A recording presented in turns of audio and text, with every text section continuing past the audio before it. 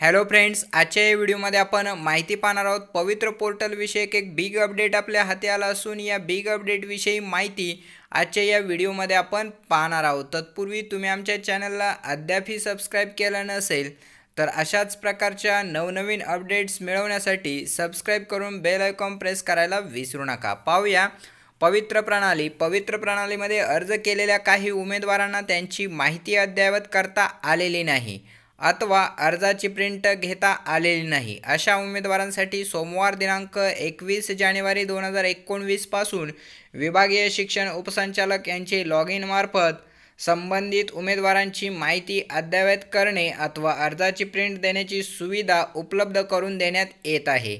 विभागीय शिक्षण उपसंचालक स्तरावर पवित्र प्रणालीमध्ये माहिती अद्ययावत करण्यासाठी अथवा अर्जाची प्रिंट घेण्यासाठी येणाऱ्या उमेदवारांची स्वतंत्र नोंद ठेवण्यात येत आहे किंवा ठेवण्यात यावी अशी ही माहिती असून यावरून आपल्या लक्षात येते की ज्या उमेदवारांचे पवित्र पोर्टलवरती अर्ज भरताना अडचणी आलेल्या होत्या किंवा ज्यांना दुरुस्ती करता आलेली नव्हती त्यांना पुन्हा एकदा विभागीय स्तरावरून या ठिकाणी सोमवारपासून ही सुविधा उपलब्ध करून देण्यात आलेली आहे। विभागीय शिक्षण उपसंचालक यांच्या लॉग इनला ही सुविधा उपलब्ध असून त्या लॉग इनवरती जाऊन तुम्ही त्या स्तरावरती जाऊन या ठिकाणी तुमच्या अर्जाची प्रिंट असेल अथवा काही दुरुस्ती असेल किंवा बदल असतील हे करता येणार आहे। त्यामुळे ज्या उमेदवारांचे अर्ज अद्यापही व्यवस्थितरित्या किंवा दुरुस्ती करावयाचे राहिले असतील, मग ते नॉन क्रिमिलेअरच्या बाबतीत असतील किंवा इतर SEBC आरक्षणाच्या संदर्भात असतील, यावरती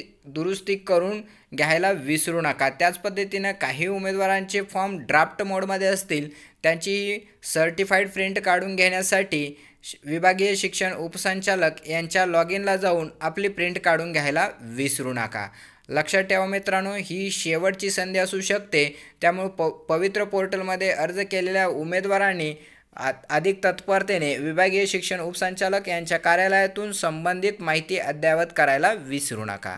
अधिक माहितीसाठी तुम्ही आमच्या चॅनलला अद्यापही सबस्क्राइब केलं नसेल तर सबस्क्राइब करायला विसरू नका। धन्यवाद।